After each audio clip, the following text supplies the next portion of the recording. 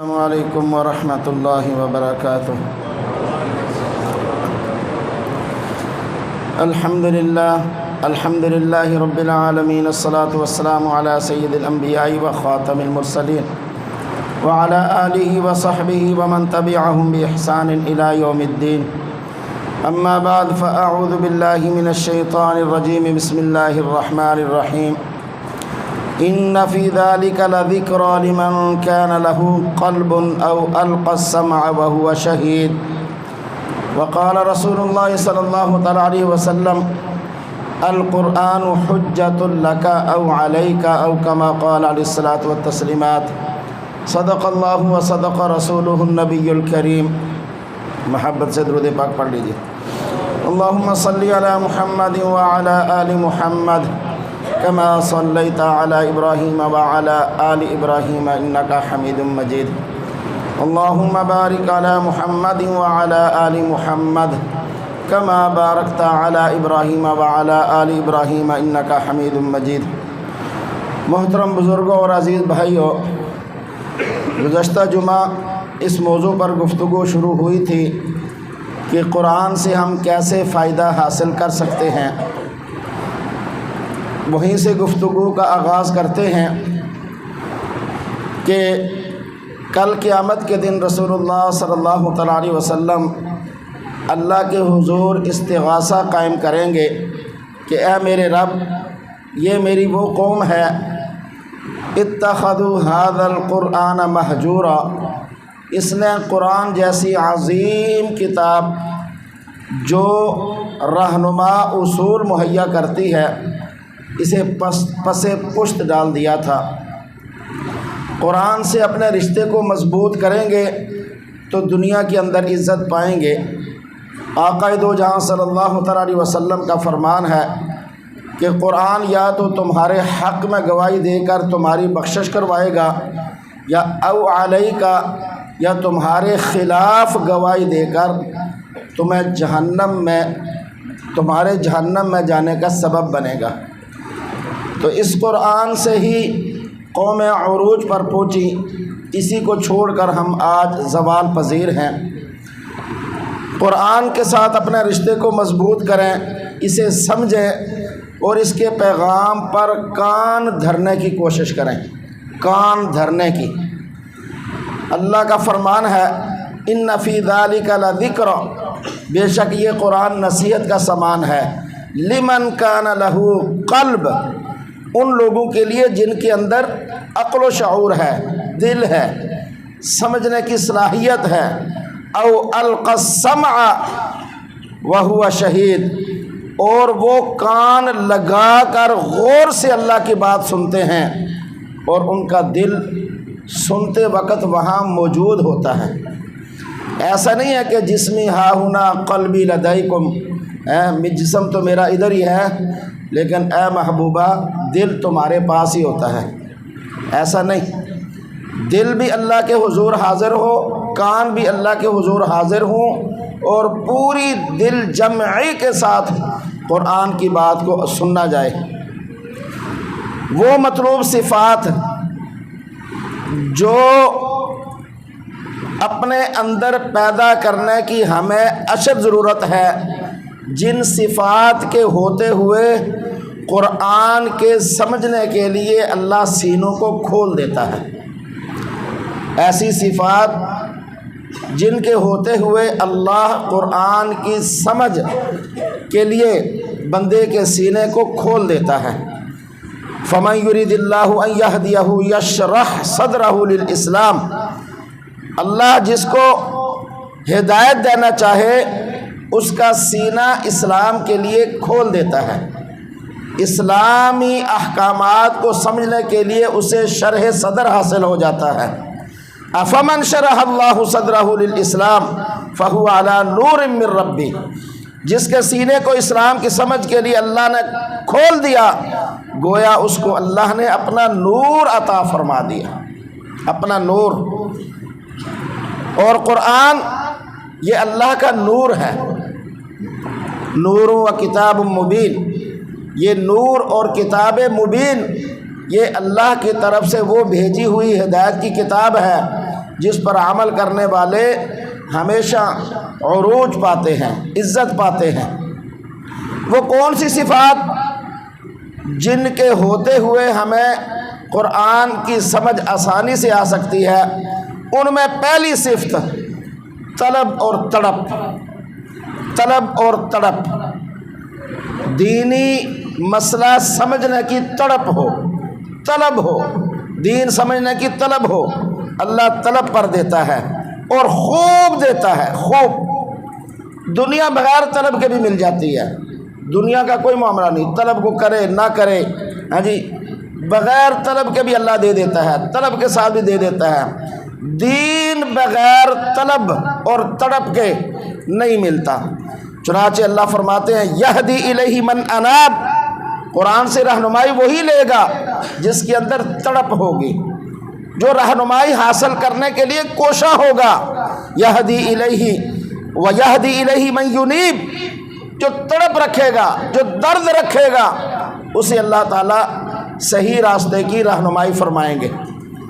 اور اللہ اپنے محبوب کریم صلی اللہ علیہ وسلم کو خطاب کر کے فرما رہے ہیں کہ قل، اے میرے محبوب اپنی امت کو کہہ دیجئے، ما یعبأ بکم ربی، ہاں جی، اپنی امت سے کہہ دیجئے کہ میرے اللہ کو کیا پڑی ہے، میرے اللہ کو کیا ضرورت ہے، لولا دعاؤکم، اگر تمہارے اندر طلب اور تڑپ نہیں ہے تو میرے اللہ کو پھر تمہاری کیا ضرورت ہے؟ وہ تمہیں زبردستی راہ ہدایت پر لائے گا۔ اگر تم خود نہیں آنا چاہتے تو انلزمکموہا وانتم لہا کارہون، تم دین پر چلنا، تم قرآن سمجھنا ناپسند کرو اور ہم اسے تمہارے ساتھ زبردستی چمٹاتے پھریں۔ انلزمکموہا، تم قرآن کی تعلیم بچوں کو نہ سکھاؤ، تم انہیں یونیورسٹیوں، کالجوں اور کہاں کہاں بھیجو، اور تم یہ سمجھو کہ تمہارے بچوں میں بغیر تڑپ طلب کے وہ قرآن کی تعلیم آ جائے، تم خود تعلیم دینا نہ چاہو تو ہم تمہیں تمہارے ساتھ چمٹاتے پھریں۔ فرمایا ایسا نہیں، تم قدم بڑھاؤ گے تو ہم تمہارے لیے سمجھنے کے راستے آسان کریں گے، نہیں تو ما یعبأ بکم ربی، اللہ کو تو ضرورت نہیں ہے نا، ہمیں ضرورت ہے، ہمارے بچوں کو ضرورت ہے، ہماری نسل کو ضرورت ہے، کیونکہ ہم ایمان لائے ہیں، ہم نے اللہ پر توکل اور بھروسہ کیا، یقین کیا اس کی ذات پر۔ سچی طلب، جہالت پر قناعت نہ کرنا، اصلاح احوال کی کوشش اور لگن، رائے حق کی جستجو اور تلاش، نافرمانی کی حالت پر بے اطمینانی، یہ سب کچھ اللہ کے ہاں سعادت حاصل کرنے کا پہلا قدم ہے۔ اللہ کے پیغام کو جاننے کا جذبہ ہونا چاہیے۔ علامہ جلال الدین سیوطی رحمہ اللہ نے لکھا ہے کہ جس شخص کے اندر جستجو اور تڑپ نہیں ہوگی اس پر کبھی بھی قرآن کے راز نہیں کھلیں گے۔ جن کے دل میں دین کا علم حاصل کرنے کے لیے طلب ہی نہیں، وہ قرآن کو کیسے سمجھیں گے؟ ان کے لیے وہ قرآن کو سمجھنے کی کوشش ہی نہیں کریں گے تو وہ گونگے ہیں، اندھے ہیں، بہرے ہیں۔ وہ اگرچہ دیکھ بھی رہے ہیں لیکن وہ پھر بھی اندھے ہیں۔ فرمایا افمن یعلم انما انزل الیک من ربک الحق کمن هو اعمی، جس نے قرآن کو نہیں سمجھا اور یہ وہ حقیقت سمجھنا بھی نہیں چاہتا اور وہ یہ بھی نہیں سمجھتا کہ یہ قرآن حق ہے، وہ اندھا ہے، وہ اندھا ہے۔ جسے یہ قرآن حق نہیں معلوم ہوتا وہ تو اندھا ہے۔ افانت تسمع الصم، حق سننے سے جو بہرا ہے، او تہدی العمی، یا حق کو دیکھنے سے اندھا ہے، ہاں جی، وہ اس کی کیا حیثیت ہے؟ وَلَقَدْ ذَرَأْنَا لِجَهَنَّمَ كَثِيرًا مِنَ الْجِنِّ وَالْإِنسِ لَهُمْ قُلُوبٌ لَا يَفْقَهُونَ بِهَا، بہت سارے لوگ ایسے ہیں جن کو ہم نے عقل و شعور دیا ہے لیکن وہ ہماری بات کو سمجھتے ہی نہیں۔ وَلَهُمْ أَعْيُنٌ لَا يُبْصِرُونَ بِهَا، ہم نے انہیں آنکھیں دی ہیں، وہ قرآن کریم کو سمجھ کر، سوچ کر، دیکھ کر پڑھتے ہی نہیں، وہ دیکھتے ہی نہیں ہے، ہاں جی، ہماری قدرتوں پر ان کی نگاہ ہی نہیں پڑتی۔ یہ زمین و آسمان میں کیا کیا قدرتیں اللہ نے انسان کی خدمت کے لیے پیدا کی ہیں، وہ ان پر نگاہ ہی نہیں ڈالتا۔ وَلَهُمْ آذَانٌ لَا يَسْمَعُونَ بِهَا، اور ہم نے ان کو کان دیے ہیں لیکن وہ حق بات سنتے ہی نہیں ہیں، وہ درست بات سننے کی کوشش ہی نہیں کرتے۔ أُولَٰئِكَ كَالْأَنْعَامِ بَلْ هُمْ أَضَلُّ، ایسے لوگ تو جانوروں سے بھی گرے ہوئے ہیں۔ جانور بھی اپنے مالک کا شکر ادا کرتا ہے، وہ بھی اپنے مالک کو دیکھتا ہے، خیال کرتا ہے، یہ تو ان سے بھی گئے گزرے ہیں۔ یہ اپنے مالک کو پہچانتے ہی نہیں، اس کی قدرتوں کو دیکھتے ہی نہیں، اس کی نعمتوں پر شکر ہی نہیں ادا کرتے۔ قرآن کی تلاوت کے لیے اور اس کو سمجھنے کے لیے وقت نکالیے، اپنی آخرت سنواریے۔ کتاب انزلناہ الیک مبارک، یہ کتاب جو ہم نے آپ کی طرف اتاری ہے برکتوں والی کتاب ہے۔ لیدبروا آیاتہ ولیتذکر اولو الالباب، تاکہ لوگ اس میں غور و فکر کریں، تاکہ اصحاب عقل و دانش اس سے نصیحت حاصل کریں۔ فرمایا ان شر الدواب عند اللہ الصم البکم الذین لا یعقلون، بدترین چوپائے وہ لوگ ہیں جو گونگے بہرے رہ کر اپنی زندگی گزار دیتے ہیں، گونگے بہرے رہ کر۔ نبی پاک صلی اللہ علیہ وسلم نے خیر کے جتنے کام ہیں وہ بتائے، خیر کے کام بتانے کے بعد پھر آخر میں فرمایا وَمَا يُجْزَى يَوْمَ الْقِيَامَةِ إِلَّا بِقَدْرِ عَقْلِهِ، اللہ اکبر۔ فرمایا قیامت کے دن جو جزا ملے گی نا اعمال کی، وہ اعمال کو عقل و شعور کے ساتھ بجا لانے کی سطح کے مطابق ملے گی، سمجھ کر، سوچ و بچار کر کے، عقل و شعور کے ساتھ، جس قدر جس عمدگی کے ساتھ جو عبادت بجا لائے گا اسے قیامت کے دن اسی طرح اس کی جزا ملے گی۔ اللہ اکبر۔ اور ہماری حالت کیا ہے؟ ہم کہتے ہیں جی ہماری نیت ٹھیک ہے، قرآن کو غلط پڑھا، نماز کو غلط پڑھا، کسی نے بتایا بتانے والے نے، نہیں جی میری نیت ٹھیک سی، نیت تو میری بالکل ٹھیک ہے۔ یہ ہے ہماری عقل و شعور، بجائے اس کے کہ کہنا جی آپ کی مہربانی ہمیں ذرا سکھا دیں یا کسی سے جا کر سیکھ لیں، نہیں ہماری نیت ٹھیک ہے بالکل۔ میرے بھائیوں، کثرت سے قرآن نہ پڑھیں بلکہ سمجھ کر پڑھیں، سمجھ کر پڑھیں۔ کثرت اللہ کے ہاں شرط نہیں ہے، احسن عملہ ہے، اکثر نہیں ہے۔ کم ہو، حسن اسلوبی کے ساتھ ہو۔ 10-20 قرآن ختم کرنا ہمارے ذمہ نہیں ہے۔ قرآن بھی بلا کبھی ختم ہوتا ہے، قرآن تو کبھی نہیں ختم ہو سکتا۔ لا یخلق عن کثرت الرد، بار بار پڑھے جانے سے یہ قرآن پرانا نہیں ہوتا۔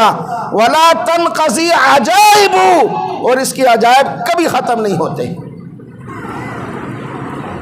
روزے میں عید کے بعد بتا رہے ہوتے ہیں اس دفعہ 10 قرآن ختم کیے تھے، 3 دن قرآن مکا لینا۔ کسی کے پاس جانا ہوتا ہے جی بس رمضان دے وچ میں قرآن ہی پڑھتا رہنا اور کوئی کام نہیں، 10-20 قرآن تو ایسے ختم ہو جاتے ہیں، پتہ نہیں کیسے کر لیتے ہیں، پتہ نہیں کیسے کر لیتے ہیں۔ رسول اللہ صلی اللہ تعالیٰ علیہ وسلم نے فرمایا ایک آیت سمجھ کر پڑھنا 100 رکعت نفل پڑھنے سے افضل ہے۔ ایک آیت سمجھ کر پڑھنا۔ اللہ کے بندو دیکھو تو صحیح، اس میں اللہ نے کہا کیا ہے، اس نے اللہ نے تمہارے لیے کیا پیغام بھیجا ہے، اس کو صحیح معنی کے ساتھ، مفہوم کے ساتھ اس کو سمجھیں تو صحیح الفاظ کے ساتھ سمجھیں۔ عام آدمی جب کہتا نہیں میں نے پتہ نہیں کتنے قرآن ختم کر لیے، بڑی حیرانگی آتی ہے کیسے ختم کرتے ہیں۔ ایک صفحہ روزانہ پڑھ لیں سمجھ کر، 100 قرآن پڑھنے سے وہ افضل اور بہتر ہے۔ بھئی کچھ سمجھ تو آئے، کوئی پتہ تو چلے کہا کہ اللہ پاک نے اس میں جو قرآن سے دوسری صفت، یہ پہلی صفت کیا ہے؟ طلب اور تڑپ۔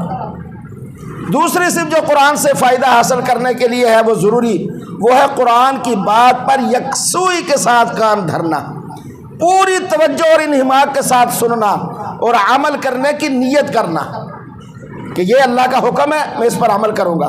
فبشر عبادی، اے میرے حبیب میرے بندوں کو خوشخبری سنا دیجئے، الذین یستمعون القول، وہ بندہ جو میری بات کو خوب کان لگا کر یکسوئی سے سنتے ہیں، فیتبعون احسن، اور پھر اس کی عمدہ باتوں پر عمل کرتے ہیں۔ ویسے تو قرآن کی ہر بات عمدہ ہے، لیکن رخصت کی بجائے عزیمت پر عمل کرتے ہیں۔ اولئک الذین ھداھم اللہ، یہی ہیں وہ لوگ جنہیں اللہ نے راہ ہدایت بخشی ہے۔ واولئک ھم اولو الالباب، یہ اصل کے اندر عقل و شعور رکھنے والے لوگ ہیں۔ اصل تو قرآن کی سمجھ یہ ہے عقل و شعوری کی بات، اور ہم قرآن پڑھنے والوں کو جاہل کہتے ہیں، نا سمجھ کہتے ہیں۔ اسی طریقے سے قرآن کو اپنی ضرورت سمجھیں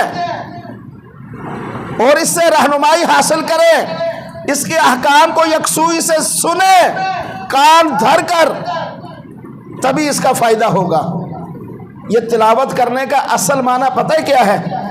اصل معنی ہے پیچھا کرنا، اتباع کرنا، فرما برداری کرنا۔ فرمایا یتلو، یہ جو تلا یتلو تلون یا تلون، اس کا معنی ہوتا ہے فالو کرنا، پیچھے پیچھے چلنا، اتباع کرنا۔ جیسے قرآن کریم میں والقمر اذا تلاہا، چاند سورج کے پیچھے پیچھے آتا ہے۔ تو تلاوت کا اصل معنی ہے پیروی اور اتباع کی نیت سے قرآن کے الفاظ کو زبان سے ادا کرنا، تاکہ جو الفاظ ہم نے زبان سے ادا کیے وہ ذہن میں اترتے چلے جائیں اور عملی زندگی کے اندر ہم انہیں اپنائیں، ان کے مطابق زندگیاں گزاریں۔ یہ ہے تلاوت کا معنی۔ تیسری صفت جو بہت ضروری ہے وہ ہے صاحب قرآن کی عظمت، اس کی ناراضی کا ڈر، اور وہ اللہ کی ذات۔ یہ اللہ کا کلام ہے، اللہ کا ڈر دل میں ہو، اللہ کا خوف دل میں ہو، خشیت الہی ہو، اللہ کی بڑائی کا یقین ہو دل میں۔ فذکر بالقرآن، اے حبیب آپ اس قرآن کے ذریعے سے انہیں نصیحت کیجئے، من یخاف وعید، جو میری وعید سے ڈرتے ہیں۔ اور سورہ یاسین میں ہے انما تنذر من اتبع الذکر وخشی الرحمن بالغیب فبشرہ بمغفرۃ واجر کریم۔ اے حبیب پاک صلی اللہ علیہ وسلم آپ ان کو خبردار کرنے سے، آپ کے خبردار کرنے سے انہی کو فائدہ ہوگا جو اس نصیحت کی پیروی کرنے کا عہد کرتا ہے اور بن دیکھے رحمان کی ناراضی سے ڈرتا ہے۔ آپ اس کو خوشخبری سنا دیجئے، ہم نے اسے معاف کر دیا اور بڑے اجر سے اس کو ہم نوازیں گے۔ تو قرآن کو وہی سمجھ سکتا ہے جس میں قرآن نازل کرنے والے کا جس کے دل میں ڈر اور خوف ہو، وہ یہ خوف رکھے میرے اللہ کی یہ کلام ہے، میرے اللہ کی یہ کتاب ہے۔ چوتھی صفت یہ ہے کہ ایمان بالغیب ہو۔ دین اسلام میں عقائد کا ایک حصہ ایسا ہے جو حواس خمسہ اور عقل کی دسترس سے ماورا ہے، ماورا، عقل سے بلند، جو عقل کے اندر نہیں آ سکتا، عقل کے خلاف نہیں ہے، عقل کے مطابق، لیکن عقل سے ماورا ہے۔ اللہ کی صفات، وحی کی کیفیت، فرشتے، آخرت، جنت، دوزخ وغیرہ، یہ سب غیب کی چیزیں ہیں، لیکن یہ خلاف عقل نہیں ہے، ماورا عقل ہے۔ عقل کمزور ہے ان کو سمجھنے میں۔ ان پر ایمان لانے کے لیے عقل کلی کے حامل، توجہ کیجئے گا، ان غیب کی چیزوں پر ایمان لانے کے لیے عقل کلی کے حامل سید کائنات سرکار دو عالم صلی اللہ علیہ وسلم کی ذات عالی پر اعتماد کرنا ضروری ہے۔ آپ کی تعلیمات پر اعتماد ضروری ہے ان کو سمجھنے کے لیے۔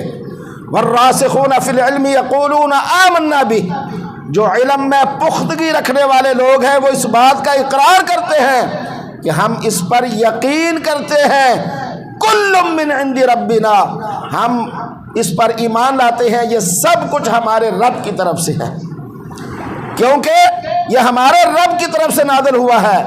میری عقل کا پیمانہ یقیناً محدود ہے اور ہر انسان کی عقل دوسرے سے مختلف ہوتی ہے، عقل کی سطح الگ ہوتی ہے، تو عقل کلی کے حامل سید کائنات صلی اللہ علیہ وسلم نے جو بات کہہ دی وہ حق ہے، سچ ہے اور درست ہے، اگرچہ میری عقل کے اندر یہ بات نہ آئے۔ پانچویں صفت یہ ہے کہ قرآن کے اندر تدبر، قرآن کریم کا مقصد بندے اور رب کے رشتے کو صحیح بنیادوں پر استوار کرنا ہے، صحیح بنیادوں پر استوار۔ جو قرآن پڑھ کے بھی اللہ کی مخلوق سے مدد مانگے، جو قرآن پڑھ کے بھی اللہ کی مخلوق کے سامنے جھکے، جو قرآن پڑھ کے بھی اللہ کے مخلوق کے سامنے سجدہ ریز ہو، تو اس نے پھر کیا قرآن پڑھا؟ قرآن تو آیا ہی اس لیے ہے کہ لوگوں کو لوگوں کی غلامی سے نکال کر اللہ کا غلام بنائے، لوگوں کو لوگوں کے سامنے سجدے کرنے سے ہٹا کر اللہ کے سامنے سجدہ کرنے پر مجبور کرے۔ یہ قرآن تو آیا اس لیے ہے۔ تدبر، تفکر، چنانچہ دنیا میں پھیلی ہوئی ربانی قدرتوں سے اپنے رب کی معرفت حاصل کرنا، یہ قرآن کے ذریعے تو سیکھا جائے گا۔ اللہ فرماتے ہیں وَفِي أَنفُسِكُمْ أَفَلَا تُبْصِرُونَ، اپنے اندر غور کیا کرو، تمہیں اللہ کی لا تعداد نعمتیں نظر نہیں آتی؟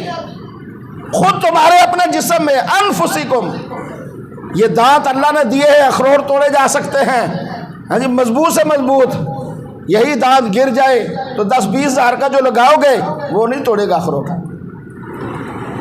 یہ بال اللہ نے دیے ہیں مفت، ہاں جی، وہ پیمند کاری کرتے ہیں لوگ لاکھوں روپے خرچ کے پف بنانے کے لیے، اور جو اللہ کریم نے مفت دیے ہیں اندازہ ہی کو۔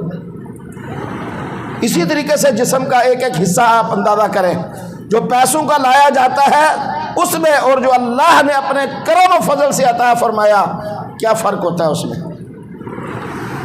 اور پھر فرمایا سنوریہم آیاتنا فی الآفاق وفی انفسہم، ہم نے اپنی نشانیاں بکھیر رکھی ہیں آفاق میں بھی اور انفس میں بھی۔ 756 آیات قرآن ایسی ہے جس میں اللہ تعالیٰ نے زمین و آسمان میں پھیلی اپنی ربانی قدرتوں میں غور و فکر کی دعوت دی ہے کہ اس میں غور و فکر کرو۔ افلا یتدبرون القرآن، لوگ قرآن میں غور و فکر کیوں نہیں کرتے؟ ولو کان من عند غیر اللہ لوجدوا فیہ اختلافا کثیرا، اے لوگو یہ اللہ کا کلام ہے، اگر اللہ کے علاوہ کسی اور کا ہوتا تو اس میں تم بہت زیادہ اختلاف دیکھتے۔ یہ اللہ کا کلام ہے۔ افلا یتدبرون القرآن ام علی قلوب اقفالها، یہ لوگ قرآن میں غور و فکر کیوں نہیں کرتے؟ ان کے دلوں پر تالا لگا ہوا ہے۔ والذین اذا ذکروا بآیات ربہم، جب صاحبان ایمان کے سامنے قرآن کی تلاوت کا تذکرہ ہوتا ہے، قرآن کی تلاوت کی جاتی ہے، تو لم یخروا علیہا صما وعمیانا، تو وہ گونگے بہرے بن کر غفلت سے زندگی نہیں گزارتے، وہ اس قرآنی احکام پر عمل کرتے ہیں، اس کو سمجھ کر پڑھتے ہیں اور اس کے مطابق زندگی گزارتے ہیں۔ چھٹی صفت جو ہے وہ ہے مجاہدہ، قرآن کو سمجھنے کے لیے، اس سے فائدہ اٹھانے کے لیے وہ مجاہدہ یعنی مشقت اٹھانا، قرآن کو وقت دینا، طہارت، اخلاق اور قربانی دینا، اس سے قرآن کا علم حاصل ہوتا ہے۔ ذرا جائے نا مدارس کے اندر 2-4 دن رہ کے دیکھیں، آپ کو پتہ چلے تعلیم قرآن کی کیسے حاصل کی جاتی ہے، کس وقت بچے اٹھتے ہیں، کس وقت سوتے ہیں، ذرا ہفتہ رہ کے دیکھیں پھر آپ کو پتہ چلے۔ والذین جاہدوا فینا لنہدینہم سبلنا وان اللہ لمع المحسنین، جو ہماری راہ میں مشقت برداشت کرتے ہیں، وقت نکالتے ہیں، ہم ان پر اپنے راستے کھول دیتے ہیں، ان کے لیے ہم سمجھنا آسان کر دیتے ہیں۔ 7ویں صفت قرآن کا ادب و احترام ہے، قرآن کا ادب و احترام اور اس کی عظمت کا اعتراف، صاحب قرآن کی عظمت کا اعتراف کرتے ہوئے قرآن کو پڑھا جائے۔ امام غزالی رحمہ اللہ نے تورات کے حوالے سے یہ بات لکھی ہے، یہ توجہ کیجئے گا کہ اللہ نے اپنے محبوب کریم صلی اللہ تعالیٰ علیہ وسلم کی امت کو سے کیا گلہ فرمایا، اللہ نے اپنے محبوب کریم کی امت سے کیا گلہ فرمایا۔ امام غزالی رحمہ اللہ نے تورات کے حوالے سے لکھا ہے، اللہ اکبر، کیا لکھا ہے؟ امام غزالی کہتے ہیں اللہ فرماتے ہیں اے میرے بندے تجھے مجھ سے شرم نہیں آتی کہ تیرے پاس راستے میں تیرے کسی دوست کا خط آ جائے تو تو چلتے چلتے ٹھہر جاتا ہے، الگ جگہ بیٹھ کر غور سے پڑھتا ہے، ایک ایک لفظ پر توجہ دیتا ہے۔ یہ میری کتاب جو تیرے سامنے آئی ہے میں نے اس میں سب کچھ واضح کر دیا ہے، بعض امور وہ ہیں جو بار بار لکھے ہیں ان کو دہرایا ہے تاکہ تو اس پر غور کرے، لیکن تو اس سے لاپرواہی برتتا ہے، بے رغبتی اختیار کرتا ہے۔ کیا میں اللہ تیرے نزدیک تیرے اس دوست کے آنے والا جو خط ہے جس نے بھیجا ہے اس دوست سے بھی کمتر ہوں؟ کیا میں اس سے بھی کمتر ہوں کہ تو میری کتاب پر غور ہی نہیں کرتا؟ اے میرے بندے تیرے بعض دوست تیرے پاس دیکھیں اللہ، اے میرے بندے تیرے بعض دوست تیرے پاس بیٹھ کر بات چیت کر رہے ہوتے ہیں، تو کان لگا کر ان کی بات کو سن رہا ہوتا ہے، کوئی تیسرا آدمی بولے تو فون کرتا بات کر رہے ہیں، کیا کر رہے ہیں؟ بات کر رہے ہیں، نہیں بولنا، خبردار، اشارے سے اس کو کہتا ہے بات کر رہے ہیں ہم آپس میں، ہماری باتوں میں خلل ڈلتا ہے تیرے بولنے سے، خاموش ہو جا۔ اللہ اکبر۔ اور تو ان کی طرف ہمتاً متوجہ ہو جاتا ہے، غور سے بات سنتا ہے، کوئی تجھے ٹوکنے والا ٹوکے تو تجھے اشارے سے رو کر کہتا ہے ضروری بات ہو رہی ہے، اہم بات ہو رہی ہے۔ ہاں جی، تو اللہ کہتا ہے اے میرے بندے میری کلام میرا قرآن تیرے پاس آیا ہے، تو اسے اتنی بھی اہمیت نہیں بخشتا؟ کیا میں تیرے نزدیک تیرے ان دوستوں سے بھی کمتر ہوں جن کے ساتھ تو کان لگا کر بڑی محبت سے پیار سے باتیں کرتا ہے اور کسی کا روکنا ٹوکنا گوارا ہی نہیں کرتا؟ ہماری کیا حالت ہوتی ہے؟ ہم تو خطاب کرنے کے لیے بیٹھے ہوتے ہیں، ایسے کر کے ساتھ والے سے گپے لگا رہے ہوتے ہیں، اپنے کاموں میں مشغول ہو رہے ہوتے ہیں۔ اللہ فرماتا ہے میرے بندے کیا میں اس سے بھی کم درجہ رکھتا ہوں تیرے نزدیک؟ قرآن کا ادب سیکھیے، قرآن کتنی بڑی کتاب ہے۔ سورہ عبسہ میں اللہ فرماتے ہیں فی صحف مکرمہ، یہ قرآن قابل تکریم اوراق میں ہے، مرفوعہ بلند مرتبے والا ہے، مطہرہ پاکیزہ ہے، بِأَيْدِي سَفَرَةٍ، ایسے کاتبوں نے لکھا ہے، ایسے کاتبوں کے ہاتھ میں ہے، کرام بررہ، جو معزز ہیں، نیکوکار ہیں۔ یہ اتنی بلند مرتبہ عظیم کتاب ہے۔ اگر کسی سادہ لو مسلمان عرب میں جاتے ہوئے کسی سادہ لو مسلمان کو اگر آپ نے دیکھ ہی لیا کہ وہ سر کے نیچے رکھ کر سو گیا ہے تو اس کا مطلب یہ تھوڑا ہے کہ ہمارے دل میں قرآن کی عظمت کم ہو جائے، ہم کہہ لیں جی عربی انج کر دینے تو ایسے بھی انج کریے، نہیں، قرآن کی عظمت کو سمجھیے۔ قرآن کی عظمت جتنی دل کے اندر ہوگی اتنا ہی قرآن سمجھ میں آئے گا، اتنا ہی قرآن نفع اور فائدہ دے گا۔ آٹھویں صفت قرآن کو سمجھنے کے لیے، اس سے نفع حاصل کرنے کے لیے وہ اتباع سید کائنات ہے۔ کیوں؟ ایک قرآن تو وہ ہے جو 2 جلدوں میں محفوظ تمہاری لائبریریوں میں، تمہاری الماریوں میں تمہارے پاس پڑا ہوا ہے، اور ایک قرآن وہ ہے جو کھلا مکہ اور مدینہ کی گلیوں کے اندر گھوم رہا ہوتا تھا۔ وہ کھلا قرآن ہے سید کائنات صلی اللہ علیہ وسلم، اور یہ تمہارے پاس 2 جلدوں کے درمیان قرآن ہے، اور جو آقا کریم صلی اللہ تعالی علیہ وسلم کی صورت میں قرآن ہے، جب تک ان کی اتباع نہیں ہوگی تب تک یہ قرآن سمجھ نہیں آئے گا۔ تو یہ اس قرآن کو سمجھنے کے لیے اہم ترین ذریعہ اتباع رسول ہے۔ علامہ شاطبی رحمہ اللہ فرماتے ہیں سنت کو ساتھ لے کر چلنا ہے تب تمہیں قرآن سمجھ آئے گا۔ نبی پاک صلی اللہ علیہ وسلم کی ذات کریمہ قرآن کے حاصل ہونے کا واسطہ ہے، ذریعہ ہے۔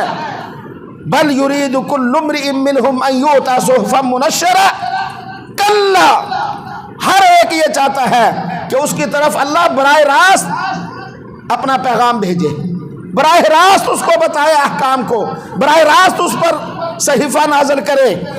ہرگز ایسا نہیں ہو سکتا، ہرگز۔ انا سنلقی علیک قولا ثقیلا، یہ قول ثقیل برداشت کرنے کی قوت و طاقت اے حبیب صلی اللہ علیہ وسلم ہم نے آپ کو دی ہے۔ اس قرآن کو برداشت کرنے کی طاقت بھلا کسی کے اندر ہے؟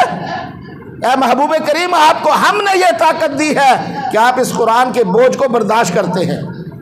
اور ہر آدمی چاہتا ہے کہ میں سمجھتا ہوں ما انزلنا علیک القرآن لتشقی الا تذکرۃ لمن یخشی، آپ کو مشقت میں نہیں ڈالا بلکہ اللہ نے اپنی خاص نصرت فرمائی ہے۔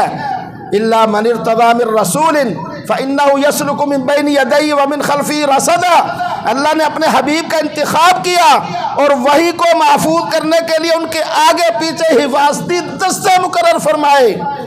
لہذا رسول پاک صلی اللہ علیہ وسلم کی اتباع کا جتنا تعلق مضبوط ہوگا اسی قدر قرآن کو سمجھنے میں آسانی ہوگی، اور جتنا تعلق کمزور ہوگا اسی قدر قرآن کو سمجھنے میں مشکل پیدا ہوگی۔ آج جو ٹی ویوں پہ بیٹھ بیٹھ کر سو کالڈ پروفیسرز اور یہودیت اور ان لوگوں کے ہائر کیے ہوئے جو لوگ ہیں، قرآن ہمارے لیے کافی ہے، حدیث کی تو ضرورت ہی نہیں ہے۔ قرآن ہمارے لیے کافی ہے، حدیث کی کیا ضرورت ہے؟ وہ لوگ اپنا کلمہ تک قرآن سے ثابت نہیں کر سکتے، وہ لوگ نماز کا طریقہ قرآن سے ثابت نہیں کر سکتے، حج کا زکوٰۃ کا طریقہ قرآن سے ثابت نہیں کر سکتے۔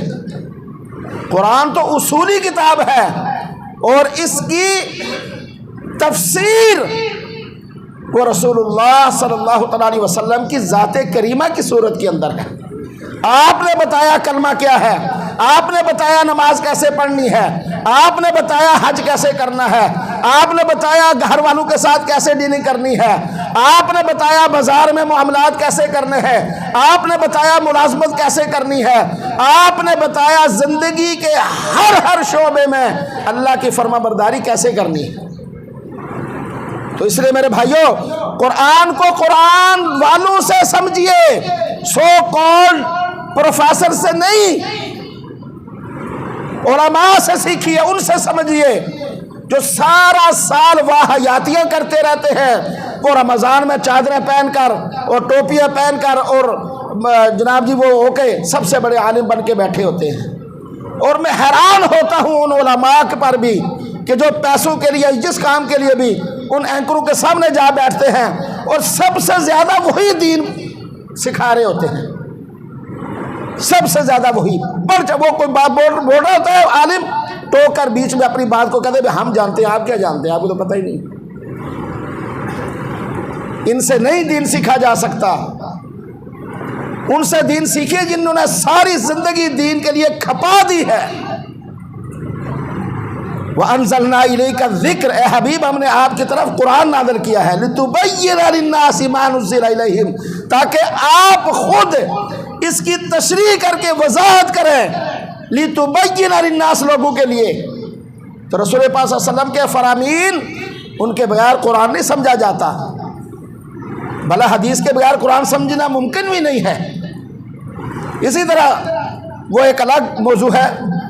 اسی طریقے سے جو اگلی صفت ہے وہ نویں، وہ ہے قرآن کے اثرات کو محسوس کرنا۔ فرمایا اللہ نزل احسن الحدیث، اللہ نے ایک بہت عمدہ بات اتاری ہے، کتاب متشابہہ، جس کا مضامین ملتے جلتے ہیں، مثانی بار بار دہرائے گئے ہیں، تقشعر منہ جلود الذین یخشون ربہم ثم تلین جلودہم وقلوبہم الی ذکر اللہ، جب اس کو ایمان والے پڑھتے ہیں تو ان کے رونگٹے کھڑے ہو جاتے ہیں، بال کھڑا ہو جاتا ہے ڈر اور خوف سے کہ ہم کیسے زندگی گزاریں اور اللہ کا کیا حکم اور فرمان ہے، خوف خدا سے۔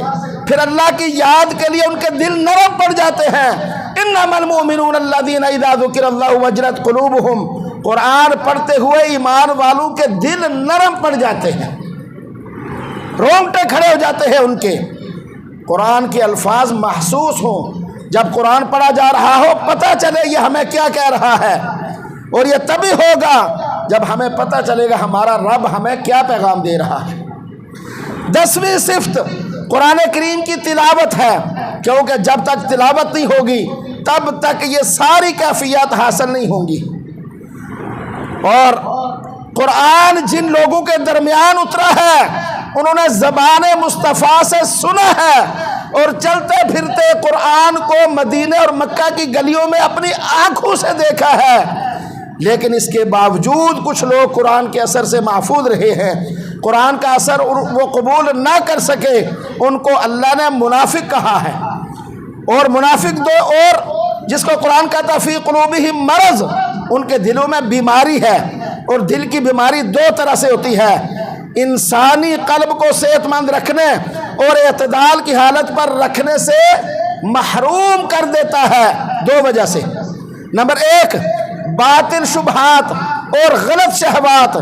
باطل شبہات سے مراد کفر، الحاد، نفاق، بد اعتقادی، شرک، اور غلیظ شہوات سے مراد بے حیائی، حقوق کی پامالی، بدکاری، اللہ اور اس کے رسول کی نافرمانی، میں جری ہونا، گناہ کر کے پھر سب کو بتانا اب میں انج کیتا ہے، آج میں فلانے نے دال آ چھڑیا، ویکھ میرا گر، چیز ویکھی نہیں سی نہیں میں بھیج دیتی، یا آج میں نے یوں کیا، آج میں نے ایسے کیا، شیر ہو جانا گناہ کر کے، باغی ہو جانا۔ قرآن میں مرض کا لفظ ان دونوں قسم کی بیماریوں کے لیے استعمال ہوا ہے، دونوں قسم کی۔ جب یہ مرض اندر ہوں گے قرآن پورے طور پر نہیں اترے گا۔ قرآن کو سمجھنے میں ان 10 صفات کا ہونا ضروری ہے، تب جا کر قرآن سمجھا جائے گا۔ کچھ ایسی خصلتیں بھی ہیں جن کے ہوتے ہوئے قرآن سمجھ نہیں آتا، اور ان میں سے پہلی خصلت انسان کے اندر وہ تکبر کا ہونا ہے، تکبر۔ یہ بات اہم ہے، سنیے انشاءاللہ بات ختم ہوتی ہے بس۔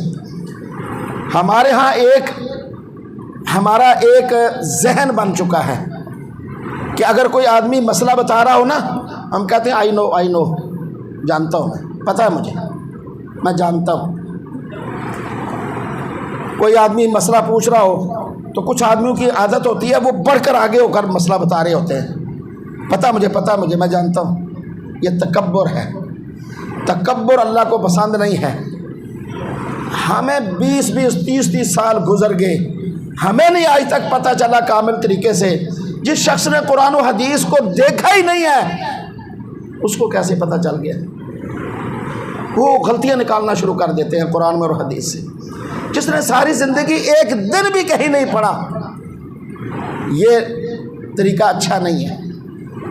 یہ میں جانتا ہوں، مولویوں نے کی پتہ، مولویوں نے قرآن کتنے پڑھے ہے کہ ہمارے دوست ہوتے ہیں، وہ کسی فیس بک پہ یا یوٹیوب پہ یا جیسے بھی کسی عام آدمی کو بات سن کے آتے ہیں، یار آج نے کمال گل کی تھی، مولوی نے تو پتہ ہی نہیں سی یہ ترجمے دا، جنہوں نے تفسیریں لکھ دی، جنہوں نے یہ لغات لکھ دی، جنہوں نے سارا کوئی، ان کو پتہ ہی نہیں ہے، وہ تو سمجھتے ہی نہیں ہے۔ یہ تکبر چھوڑ دیں، یہ آئی نو والا کام درست نہیں ہے۔ سورہ اعراف کی آیت نمبر 146 میں ہے سأصرف عن آیاتی الذین یتکبرون فی الارض بغیر الحق، میں اپنی آیات سے ان لوگوں کی نگاہوں کو پھیر دوں گا جو زمین میں ناحق تکبر کرتے ہیں۔ تکبر اپنے اندر سے ختم کریں، کچھ پانے کی صفت اور جذبہ اپنے اندر پیدا کریں، کچھ پانے کا جذبہ، ورنہ جو تکبر کریں گے ان کے ہاں اللہ تبارک و تعالی قرآن کی سمجھ ان کو نہیں دیتا۔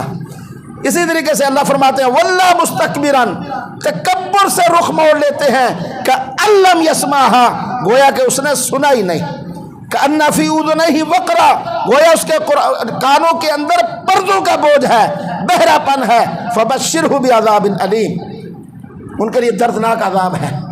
دوسری بات، قرآن کے بارے بغیر کسی ٹھوس علم کے باس و مباحثہ کرنا اور قیاس آرائیاں کرنا، ان سے بچیں۔ بغیر کسی پتہ ہی نہیں ہے بحث کر رہے ہیں. کسی عالم نے مسئلہ بتایا بحث کرنی شروع کر دی. یار ڈاکٹر سے بحث کر سکتا ہے، کبھی کسی جاہل کو کرتے ہوئے دیکھا ہے؟ انجینئر سے مذاکرہ کر سکتا ہے، عالم سے مذاکرہ کر سکتا ہے، عام آدمی دلیل تو مانگ سکتا ہے، مذاکرہ کیسے کرے گا؟ ایک آدمی نے ایک حدیث اس کی نظروں سے گزری، عالم کی نظروں میں اس موضوع کی 20 حدیثیں ہوں گی، وہ ایک پر بحث کر رہے ہیں، نہیں جی حدیث ہی چاہیے، نہیں جی حدیث ہی چاہیے. یہ نہیں، بغیر کسی ٹھوس علم کے باس مباحثے سے اپنے آپ کو بچائے. ان الذین یجادلون فی آیات اللہ بغیر سلطان اتاہم ان فی صدورہم الا کبر ما ہم ببالغی فاستعذ باللہ. جو لوگ اللہ کے آیت کے بارے میں بحث و مباحثہ کرتے ہیں بغیر کسی سند اور دلیل کے جو ان کے پاس آئی ہو، تو ان کے سینوں میں گھمنڈ اور غرور ہوتا ہے. جب تک وہ کبھی نہیں پہنچ سکیں گے آپ ان سے پناہ مانگتے رہیے. وہ تو حق بات تک پہنچ ہی نہیں سکتے، آپ ان سے پناہ مانگتے رہیے. کذالک یضل اللہ من ہوا مسرف مرتاب. اسی طرح اللہ رائے حق سے ہٹا دیتے ہیں اسے جو حد سے گزر جاتا ہے، جو حد سے تجاوز کرتا ہے. اور تیسری بات، انکار آخرت اور دنیا پرستی، یہ بھی قرآن کو سمجھنے کی راہ میں رکاوٹ ہوتی ہے. آخرت کا انکار، دنیا کے اندر لگن بڑھتے جانا، یہ بھی روش درست نہیں ہے. اللہ کی پاک کلام کو پڑھیے، سمجھیے، سیکھیے، اپنے بچوں کو سکھائیے، بچوں کو تعلیم قرآن دلوائیے. مسجد میں عمدہ انتظام ہے بچوں کی تعلیم کا، حفظ کا بھی، ناظرہ کا بھی، جہاں کہیں بھی ہو. گھر میں بلانے سے بہتر مسجد کے اندر جا کر پڑھائیں گے تو اس کا اثر زیادہ ہوگا. تو قرآن کو سمجھیے، سیکھیے اور اس کو اپنی زندگی کا جز بنائیے، اس کے مطابق عمل کیجیے. اللہ کے سنے پر عمل کی توفیق نصیب فرمائے. وما ان الا سنت ادا کر لیجیے.